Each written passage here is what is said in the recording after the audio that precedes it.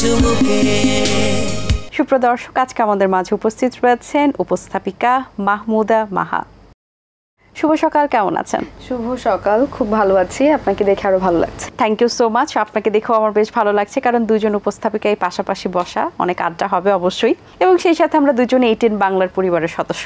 একদম ভালো লাগে তো অবশ্যই আছে। সো শুরুতে একটু জানতে চাই, মিডিয়াতে আসলে আপনার পদার্পণ কিভাবে হয়েছে এবং শুরুটা কিভাবে ছিল? নিজেকে একজন ATN বাংলা পরিবারের সদস্য মনে করতে সবসময় ভালো লাগে, কারণ ATN বাংলা আসলে আমাদের সবারই প্রাণের চ্যানেল। এখানে আমি কাজ শুরু করেছি খুব বেশি দিন না, কিন্তু আমার সঙ্গে সম্পর্ক অনেক আগের, সে ব্যাপারে আমরা পরে আসছি। কিন্তু যেহেতু জিজ্ঞেস করলেন যে মিডিয়াতে কাজ কিভাবে শুরু হলো, মিডিয়াতে কাজ শুরু হয়েছে 2016-17 দিকে বোধ হয়। মূলত আমি যেহেতু বিতার্কিক ছিলাম ছোটবেলা থেকে, স্কুল কলেজ ওই সময়টা আমার বিতর্ক, উপস্থিত বক্তৃতা এগুলোর সঙ্গেই কেটেছে। পরবর্তীতে নাটক দিয়ে শুরু করেছি, এবং নাটকের সঙ্গে ATN বাংলা জড়িত, কারণ আমার প্রথম নাটক কিন্তু অন এয়ার হয়েছে ATN বাংলাতে। কি নাটক ছিল? ক্যারেক্টার কি ছিল? প্রোটাগনিস্টে ছিলাম, সেলফি কুমার নামের একটি নাটক অন এয়ার হয়েছে।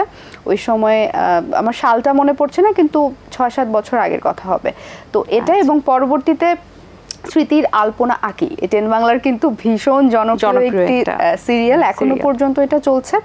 আমরা অনেকেই মানে একটা দুটো প্রজন্ম অলরেডি আমরা নেই, পরবর্তী প্রজন্ম এখন দেখা যাচ্ছে, এবং এটি আমাদের ATN বাংলা সম্মানিত চেয়ারম্যান তার উপন্যাস অবলম্বনে। আমার খুব মানে স্মৃতিটা মনে করতে গেলে আসলে ভালোই লাগে। আমরা ওই সময় নিলয় ভাইয়া, হিমি, আমরা একটা টিম ছিলাম। আমরা নাটকটা যখন শুরু করেছি, একদম শুরুর ব্যাচের আমি একজন ছিলাম। সুতরাং আমার ATN বাংলার সঙ্গে সম্পর্ক ওই সময় থেকে, এবং কুইজ ম্যানিয়া দিয়ে মূলত উপস্থাপিকা হিসেবে আমার ATN বাংলার সঙ্গে পথ চলা শুরু হয়েছে। খুব ভালো কিছু পথ চলা। সো কোনটা বেশি এনজয় করেন, উপস্থাপনা নাকি অভিনয়? এটা বলাটা খুব মুশকিল। যারা মানে আপনি নিজে খুব ভালো বুঝতে পারবেন যে উপস্থাপনা আসলে আমাদের কাছে কতটা গুরুত্বপূর্ণ, আমরা কতটা ধারণ করি, লালন করি। একজন উপস্থাপিকা হিসেবে আমি মূলত মানুষের কাছে বেশি, মানে যতটুকু চেনেন আমাকে মানুষ, উপস্থাপিকা হিসেবেই বোধহয় একটু বেশি, এবং আমিও শুরু থেকে উপস্থাপনাটাকেই সবচেয়ে বেশি প্রায়োরিটি দিয়েছি। তবে অভিনয় করি আমি খুব সিলেক্টিভ অভিনয়ের ব্যাপারে, থিয়েটার ব্যাকগ্রাউন্ডের মেয়ে যেহেতু অল্প অল্প অভিনয় করি, আমি বোধহয় উপস্থাপনাকে একটু এগিয়ে রাখবো। দুটো করতেই ভালো লাগে, উপস্থাপনাটা আমার সঙ্গে একটু বেশি মিলেমিশে আছে। আগামীতে অভিনয় জগতে নিজেকে কোন ক্যারেক্টারে দেখতে চাইবেন? আসলে ওভাবে আলাদা করে বলতে পারবো না, কারণ আমি একদিন করে বাঁচি। আমার কাছে মনে হয় আজকে বেঁচে থাকাটা ইম্পর্টেন্ট, কালকে কি হবে আমরা কেউ জানি না। আজকে সম্পূর্ণ আনন্দ নিয়ে বাঁচাটা আসলে আমার কাছে জরুরি। আগামীকাল কি হবে সেটা প্রেডিকশনও করতে পারি না, কিন্তু চাই আগামীকালটা যেন অনেক ভালো যাক, আজকে চাইতে ভালো যাক। সুতরাং অভিনয় বলি বা উপস্থাপনা বলি, আগামী দিনগুলোতে আসলে একই রকমভাবে মানুষের ভালোবাসা পেতে চাই, আরও অনেক মানুষের কাছে পৌঁছতে চাই। এখন বর্তমানে কি কি কাজ নিয়ে ব্যস্ততা চলছে? বর্তমানে আমার 4 থেকে 5টা টেলিভিশন অনুষ্ঠান নিয়ে ব্যস্ততা চলছে, এবং আমরা মূলত সারা বছরই মোটামুটি কর্পোরেট যে অনুষ্ঠানগুলো উপস্থাপনার দায়িত্ব থাকে বিভিন্ন কর্পোরেট সেক্টরের, সেগুলো নিয়ে ব্যস্ততা থাকে। টুকটাক অভিনয়ের কাজ থাকে, বেশ কিছু চ্যানেলের বেশ কিছু এন্টারটেইনমেন্ট আছে, মিউজিক আছে, talk show, celebrity talk show বলি, অন্যান্য ধারার টক শোগুলো, এগুলো নিয়ে মূলত ব্যস্ততা চলে সারা বছর। ওবিসি টিভিসির কাজ থাকে কিছু, এই তো। এত দূরের জার্নিতে পরিবারের থেকে সাপোর্ট কতটা পেয়েছেন? পরিবার থেকে আমি সাপোর্টটাই বেশি পেয়েছি। আমার যে খুব বেশি মানে পেছন থেকে টেনে ধরেছে এরকম আমার পরিবারের সদস্যরা তেমন কেউ ছিল না, কারণ আমার মা খুব বেশি সংস্কৃতি মনা একজন মানুষ ছিলেন। আমি স্কুলে ভর্তি হওয়ার আগে আমি বাংলাদেশ শিশু একাডেমিতে ভর্তি হয়েছি। মানে আমার মায়ের ইচ্ছা ছিল যে আমি ডক্টর হয়ে, ইঞ্জিনিয়ার যাই হই না কেন, পড়াশোনাটা ঠিক মতো করতে হবে, কিন্তু শিল্পের কোনো না কোনো মাধ্যমে যেন আমি থাকি। আমার ছোটবেলা থেকে দেখা যায় শিশু একাডেমিতে নাচ, গান, আবৃত্তি এই সব কিছুর মধ্য দিয়ে আসলে আমার বেড়ে ওঠা। সুতরাং আমার মায়ের আসলে পূর্ণ সাপোর্ট ছোটবেলা থেকেই ছিল। আমার বাবা অত বেশি যে আগ্রহ দেখাতো তা না, কিন্তু আমার বাবা কখনো আমাকে মানে না করেননি। এবং আমি যখন পরবর্তীতে পুরোদমে উপস্থাপনায় আসি, তিনি নিয়মিত আমার অনুষ্ঠানগুলো দেখতেন এবং আমাকে ফিডব্যাক দিতেন। সুতরাং আমি বলবো যে সাপোর্টটাই পেয়েছি। এবার একটু আপনার প্রোগ্রাম কুইজ মানিয়া নিয়ে একটু জানতে চাই, যে সেখানে আসলে মজার কোনো অভিজ্ঞতা আছে কিনা, যেটি এখন আপনাকে হাসায় কিংবা বেশ ভাবায়? মজার অভিজ্ঞতা অনেক আছে, কুইজ ম্যানিয়াটা এভাবে যে আসলে হিট করবে সেটা আমরা কেউ, আমাদের টিমের কেউ ভাবেনি। আমি আমার প্রযোজকের কথা বলি বা আমার পুরো টিমের যারা ক্যামেরার পেছনে কাজ করে, আমরা কেউ আসলে এতটা বুঝিনি যে এভাবে কুইজ ম্যানিয়াটা সবার মাঝখানে ছড়িয়ে যাবে। খুব সম্ভবত যদি ভুল না করে থাকি, এটিএন বাংলার অনলাইনে যে অনুষ্ঠানগুলো যায় এখনো পর্যন্ত, আমাদের কুইজ ম্যানিয়াটা বোধহয় একটু এগিয়ে আছে। পুরো শুটিং টাইমটাই কিন্তু আমরা অনেক আনন্দ, আড্ডা, ফাইজলামও যাই বলি না কেন এগুলোর মধ্য দিয়ে কাটাই, কারণ কুইজগুলো খুব ফানি থাকে, কিছু ফানি কুইক কুইজ থাকে, কিছু প্রশ্ন থাকে যেগুলোর উত্তর তারা অনেকে থাকে না, এরকম একটা প্রশ্ন ছিল, ড্যাফোডিলে গিয়েছিলাম আমরা, আমি নিজেও ড্যাফোডিল স্টুডেন্ট, তো সেখানে একটা প্রশ্ন করেছিলাম যে মানবদেহের কোন অংশটি, আমাদের কোন অঙ্গটি সবচাইতে বড় বা কোন অংশটি, উত্তর ছিল স্কিন, আমাদের চামড়া, স্কিন। সে উত্তর দিয়েছিল মানুষের মন। অনেক বড়, অনেক বড়। ইনস্ট্যান্ট এই ধরনের উত্তর অনেক আসে যেগুলো আসলে খুব মানে হাসায় আমাদেরকে, এবং আমরা এগুলোর মধ্য দিয়ে অনুষ্ঠানটা করি। এবং পরবর্তীতে যখন অনুষ্ঠানটা ছড়িয়ে গেল, ভাইরাল, এক কথায় প্রচুর ক্লিপ ভাইরাল হতে থাকলো, সব জায়গায় হুট করে রাতারাতি দেখলাম যে প্রোগ্রামটা পুরো ভাইরাল হয়ে গেছে। সো সেটা আমাদের সবারই আই থিঙ্ক ভালো লেগেছে, এবং এটিএন বাংলা কর্তৃপক্ষ এটাতে অনেক অ্যাপ্রিসিয়েট করেছে। যে ডেফিনেটলি এটা খুবই ভালো একটা বিষয়, এবং আমাদের এটিএন বাংলার জন্য ভালো একটি বিষয়। এবং একটি ভিডিও আছে যেটি 10 মিলিয়ন ছাড়িয়ে গেছে, কয়েকটি আছে, এখন তো কয়েকটি হচ্ছে। আমরা আশা করছি এরকম আস্তে আস্তে আরো অনেক ভিডিও আমরা পাবো যেটি অনেক মিলিয়ন মিলিয়ন ভিউ হবে ডেফিনেটলি। তারপর এই যে ভাইরাল হওয়ার পরে যে ভিডিওগুলো ভাইরাল হলো, তারপরের অনুভূতি কি, এবং রাস্তাঘাটে পরবর্তীতে কোনো দর্শক দেখে কি ডেকেছে কিনা বা কিছু বলেছে কিনা? একদম এটা একদম মানে ভালো বলেছেন। এই ফিডব্যাকটা আমি পেয়েছি। এই ফিডব্যাকটা কিন্তু খুব কম অনুষ্ঠানেই আমরা পাই, কারণ আমাদের টেলিভিশন উপস্থাপিকারা আসলে ওই লেভেলে বা ওই জায়গাতে অতটা জনপ্রিয় নন। কারণ নায়িকা, একজন গায়িকা যেভাবে জনপ্রিয়তা পান খুব সাধারণভাবে বা খুব স্বাভাবিকভাবে, আমরা ওই ম্যাস পিপলের কাছে যাওয়ার সুযোগটা তেমন পাই না। তো কুইজ মানে এমন একটা অনুষ্ঠান ছিল যেটা আসলেও অনেকে আমাকে হুট করে দেখে, অন্যান্য চ্যানেলের থাকে না ক্যামেরার পেছনে যারা কাজ করেন, আপু আপনার ওই প্রোগ্রামটা দেখেছি, টিকটকে তো এটা ভাইরাল হয়ে গেছে, ইউটিউবে এটা ভাইরাল হয়ে গেছে, আপনার ওই ক্লিপটা দেখেছি। এটা আমি অনেক শুনেছি, অনেক ফিডব্যাক পেয়েছি। সো হ্যাঁ, রাইট। সো এটা থেকে তো দায়বদ্ধতার জায়গাটাও তৈরি হয়ে গেছে আরো সামনে ভালো কিছু এবং আরো ভালো কিছু কন্টেন্ট দর্শকদেরকে উপহার দেওয়ার। সো এখন কি প্ল্যানিং চলছে একটু জানতে চাই, আগামীকাল কি কি চিন্তা ভাবনা নিয়ে আসলে প্ল্যানিং আছে আমাদের, যেহেতু খুব ভালো সাড়া পেয়েছে এবং বিভিন্ন প্রতিষ্ঠান থেকে স্কুল, কলেজ, ইউনিভার্সিটি তারাও আসলে অংশগ্রহণ করতে চান, যেহেতু একটা জনপ্রিয় অনুষ্ঠান। সেই জায়গা থেকে অনুষ্ঠানটা নিয়েও আমরা আরো বড় পরিসরে কিভাবে করা যায়, এটা আরো মানে সুন্দরভাবে মানুষের কাছে কিভাবে উপস্থাপন করা যায়, সেটা চেষ্টা আমরা করব। আর সেই জায়গা থেকে উপস্থাপিকা হিসেবে যখন মানুষ সমাদৃত হই মানুষের কাছে, তখন নিজের কাছে একটা ভালো লাগা ডেফিনেটলি কাজ করে। সেই জায়গা থেকে চেষ্টা করব আরো ভালো ভালো কিছু কাজ করে। এবার একটু জানতে চাই যে ভালো উপস্থাপক হওয়ার জন্য কোন কোন গুণাবলী থাকা প্রয়োজন?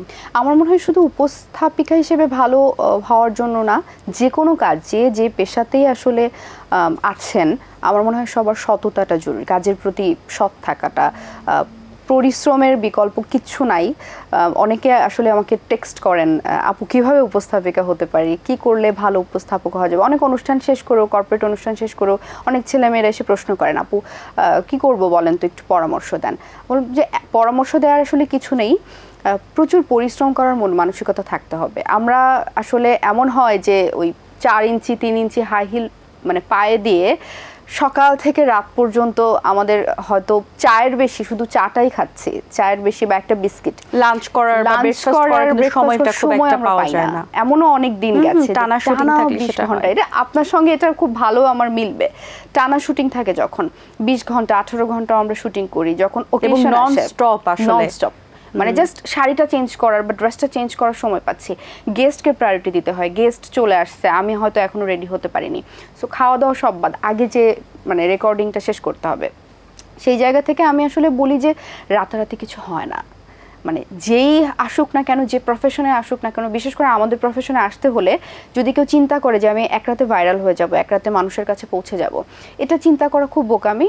রাতারাতি কিচ্ছু হবে না, মানে আসলে ডেডিকেশন থাকতে হবে কাজের উপরে, আসলে আমি কি করতে চাই এবং আমার মেইন টার্গেটটা কি বা ফোকাসটা আসলে কি, বেশি ইম্পর্টেন্ট। আচ্ছা, মিডিয়াতে কাজ করার বাইরে আর কি কি কাজ ভালো লাগে? মানে এটা তো আমরা জানি যে একটু সাইডে রাখি, আর কি কাজ করতে ভালো লাগে?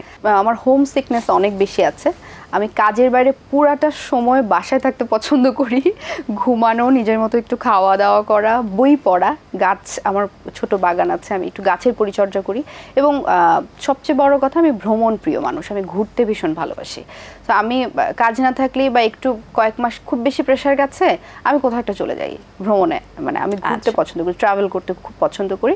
ট্রাভেলিং, বই পড়া, বাগান করা, ঘুমানো, খাওয়া দাওয়া করা, এগুলোই। জীবনে তো আমরা অনেক সিদ্ধান্ত নেই যেটি আমাদের জন্য অনেক সময় সঠিক হয়, অনেক সময় আসলে ঠিক হয় না বা ভুল ডিসিশন বলা যেতে পারে।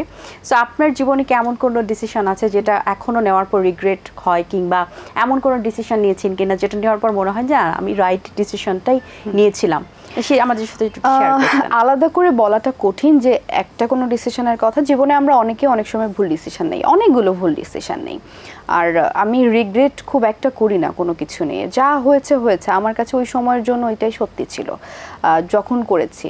অনেক সময় এমন হয় না যে আমরা পার্টনার চুজ করতে ভুল করি, পরে মনে হয় যে আসলে তিনি আমার জন্য সঠিক ছিলেন না। হ্যাঁ, এরকম আমার ক্ষেত্রে হয়েছে। তো আমি যেটা বলে নিজেকে সান্ত্বনা দিই বা যেভাবে ঘুরে আসি সেখান থেকে, মনে হয় যে ওই সময়ের জন্য তো এটা সত্যি ছিল, ওই সময় আমি আমি মনে করেছি এটা ঠিক, পরবর্তীতে এসে আমার মনে হয়েছে না, এটা হয়তো আমার জন্য ঠিক ছিল না। তো রিগ্রেট করে আসলে কিছু হয় না, বরং কি এক্সপিরিয়েন্সটা হলো, কি শিখলাম ওখান থেকে, সেটা বড় কথা। শেখাটা ইম্পর্টেন্ট, প্রত্যেকটা বিষয় কিন্তু আমাদেরকে একটা লেসন দিয়ে যায়। আচ্ছা, আপনার কাছে কি মনে হয় সুখী মানুষের সংজ্ঞাটা আসলে কি? বাবা মাকে খুশি দেখতে পারা, নিজের যে কাজটা করছি সেখানে শান্তি পাচ্ছি কিনা, শান্তি নিয়ে সে কাজটা করতে পারছি কিনা, এই তো। মানে সুখ শান্তি আসলে এক একজনের কাছে ডেফিনেশনটা তো এক এক রকম। আমার কাছে খুব বেশি এক্সপেকটেশন নিয়ে মানে লাইফ লিড করাটা আসলে সুখ শান্তির বিষয় না। শান্তি, পিস, ভালো আছি, শান্তিতে ঘুমাতে পারছি, দ্যাটস ইট। আচ্ছা, আপনি তো বলছিলেন যে আপনি আসলে আগামীকাল কি হবে কেউ তো কিছু জানে না, বাট আপনি এখন নিয়েই চিন্তা করছেন, বর্তমান নিয়ে। তারপর একটু জানতে চাই নিজের পেশা নিয়ে আসলে আগামীতে আর কতদূর যাওয়ার ইচ্ছা আছে? ভালো কিছু করতে চাই, মানুষের মাঝে আসলে বেঁচে থাকার ইচ্ছেটাই আমাদের সবচেয়ে বেশি থাকে আমার বোধ হয়।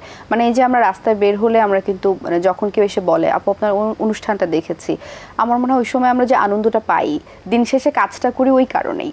হ্যাঁ, আমরা মানে অর্থ এখানে একটা ফ্যাক্ট, আমরা যারা চাকরি করে তারাও তো মাসে সে বেতনটা পেতে চায়, স্যালারিটা পেতে চায়। সুতরাং আমরা যে কাজটা করছি এটার পেছনে অর্থ অবশ্যই দরকার রয়েছে বা সেটার চাহিদাও আমাদের আছে, কিন্তু মানুষের যে ভালোবাসা সেটা পাওয়াটা অনেক বেশি মুখ্য হয়ে যায় অনেক সময় এসে। সেই জায়গা থেকে আমি আরও ভালো জায়গায় নিজেকে দেখতে চাই। এছাড়া আসলে আলাদা করে চাওয়ার কিছু নেই আমার। আরও বড় পরিসরে কাজ করতে পারা, আরও বেশ কিছু ভালো ভালো অনুষ্ঠান মানুষকে উপহার দেয়া, অভিনয় জায়গা থেকে আমি যদি বলি তাহলে বেশ কিছু কাজ করে যাওয়া, যে কাজগুলো মানুষের মনে থাকবে। পড়াশোনা কোন সাবজেক্টে করেছেন? আচ্ছা, আমি লিটারেচার স্টুডেন্ট, ইংলিশ লিটারেচার।